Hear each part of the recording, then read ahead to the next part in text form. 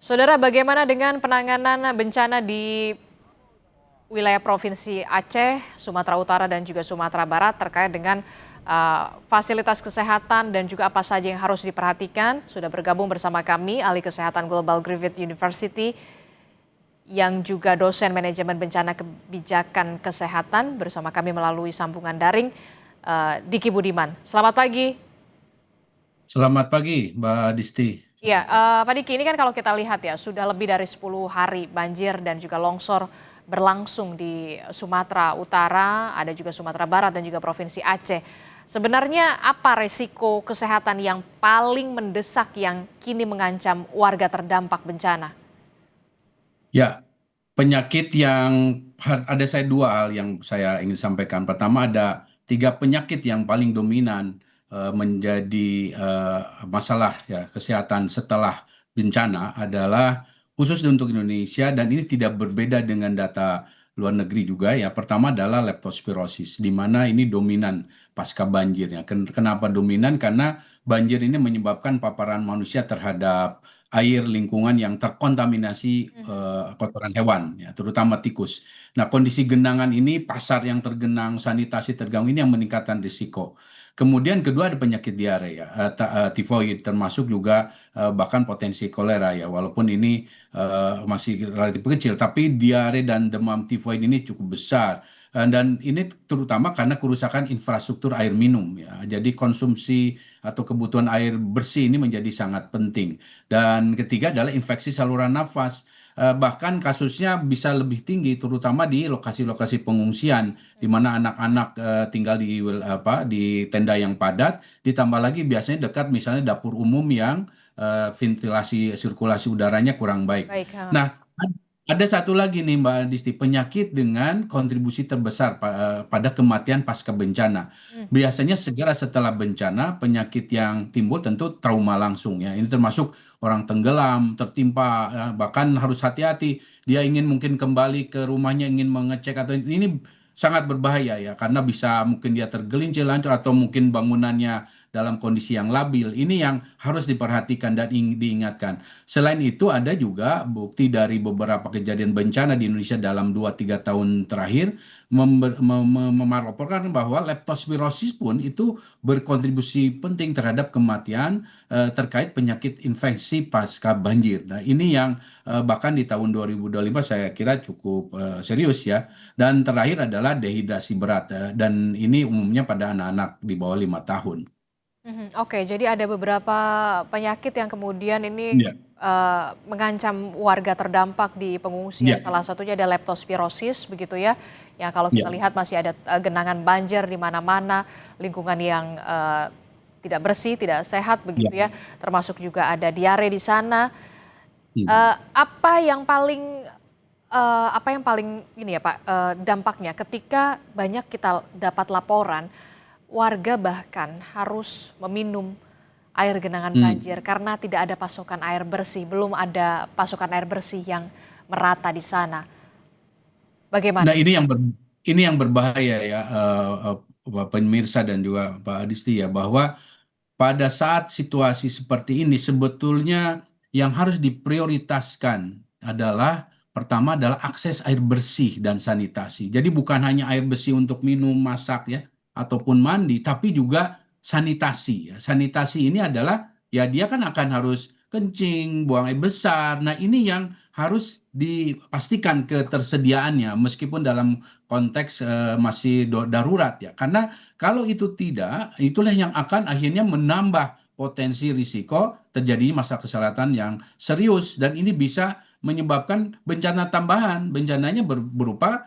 KLB atau kejadian luar biasa penyakit atau wabah. Selain itu, yang harus juga diperhatikan bahwa ya lingkungan di mana masyarakat ini diungsikan itu harus dijaga juga kebersihannya. Jadi lingkungan ini termasuk juga bukan hanya bicara tadi udara di tempat dia tinggal, tapi ya lingkungannya misalnya dia tinggal tidur di situ ya, jangan juga sampai jadi misalnya lembab dan lain sebagainya.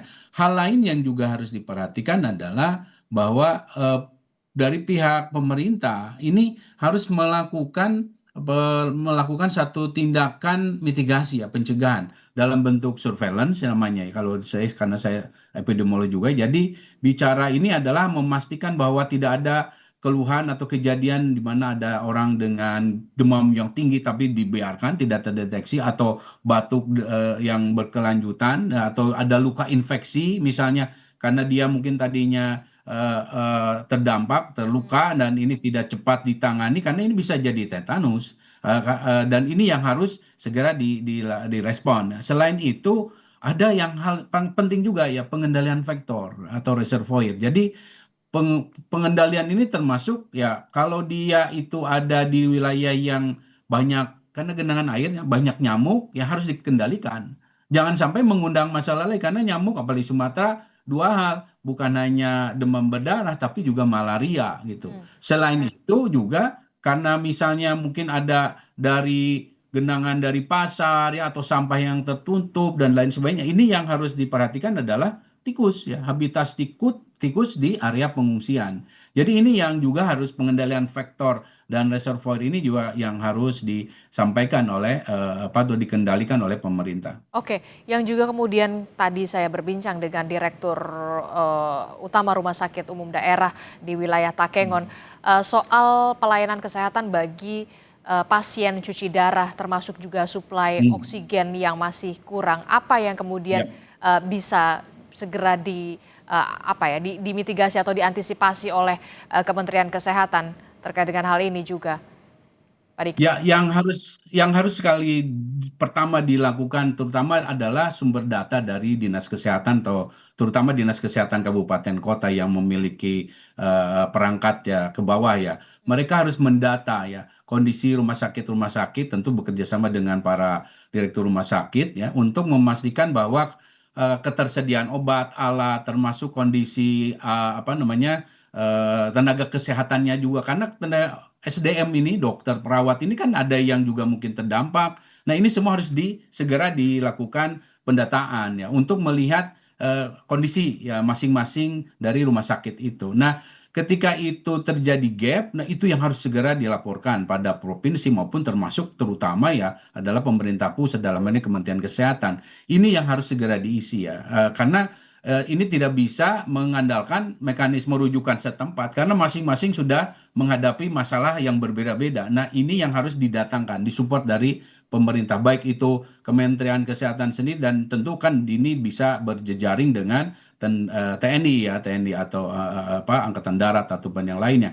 Nah, ini yang harus diisi, termasuk di situ adalah ketika misalnya ada kekurangan katakanlah tersediaan obat ataupun tadi oksigen dan lain sebagainya, termasuk mekanisme rujukannya. Jadi ketika memang ada pasien-pasien yang karena kondisinya saat ini mungkin ketersediaan listrik terbatas dan lain sebagainya, ya harus segera dirujuk ke tempat yang lebih memadai dan aman. Nah, ini yang tentu biasanya tentara TNI ya, Pusdokesnya itu bisa membantu. Nah, ini semua hanya bisa terjadi ketika data itu ada dari lapangan, kemudian juga disampaikan pusat dan roh pusatnya merespon cepat. Dan ini tidak boleh tertunda ya, harus dalam 2 kali 24 jam ini segera teratasi, diamankan karena situasinya bisa memburuk ya. Mhm, oke, terakhir Pak Diki, apa langkah-langkah yang memang menjadi rekomendasi dari Anda untuk menghadapi situasi bencana saat ini begitu ya? Ini kan kita juga terkendala dengan akses begitu ya, pendistribusian hanya bisa melalui udara, termasuk obat-obatan apa saja yang kemudian harus bisa didistribusikan dengan baik dan juga merata di sejumlah wilayah di terdampak bencana ini. Ya, pertama sekali saya ingin merekomendasikan adalah air bersih ya, barang bentuk truk dan galon, dan bahkan tablet klorin ya. Tablet klorin ini untuk emergensi, untuk ketika ketersediaan air bersih itu sangat terbatas, dia bisa membantu ya dalam kondisi darurat. Termasuk di sini adalah oral apa namanya untuk kebutuhan oralit ya, untuk kebutuhan ketika misalnya ada kasus-kasus diare. Termasuk juga infuset ya atau salin ya, ringgelatat kita sebut, ataupun antibiotik esensial ya, yang ini bisa ada amoxicillin, ada colchicine dan doxycycline dan lain sebagainya. Ini sangat penting ya sebagai antibiotik yang harus ada ya dalam konteks emergensi seperti ini. Termasuk obat penurun demam, obat anti nyeri ya, dan juga tentu antiseptik termasuk balutan, sarung tangan segala pakai. Dan terutama dalam kondisi seperti ini, apalagi ini banyak kayu ya, dan kayu ini salah satu yang bisa atau termasuk bambu yang memicu ketika melukai orang bisa menyebabkan tetanus. Nah, tetanus toksoid ya, TIG ini juga menjadi hal yang harus disediakan untuk mencegah kasus-kasus tetanus, termasuk perlengkapan P3K dan peralatan minor surgery untuk luka di lapangan. Dan termasuk jangan lupa vaksin ya. Dalam konteks seperti ini, cold chain untuk vaksin, apalagi anak-anak yang di bawah 5 tahun yang memiliki program yang rutin, jangan sampai terdampak karena mereka dalam situasi yang sangat rawan saat ini, sehingga keberadaan vaksin ini akan menambah proteksi untuk mereka. Dan terakhir sekali ini, karena saya juga adalah seorang peneliti global security, ini adalah contoh ya bahwa dunia ini makin rawan ya. Jadi bencana banjir ini memotong batas antara lingkungan, hewan, ya, manusia, sehingga intervensi efektif harus lintas sektor. Dan One Health ini artinya kita harus peduli ya lingkungan ini, jangan dianggap ketika seperti ini ya ini hanya musibah dalam konteks hal biasa, ini tidak ya. Ini ada peran yang harus kita lakukan supaya tidak terjadi kembali. Karena yang ada di balik ini sebenarnya yang membuat saya khawatir adalah ketika hewan-hewan itu juga terdampak.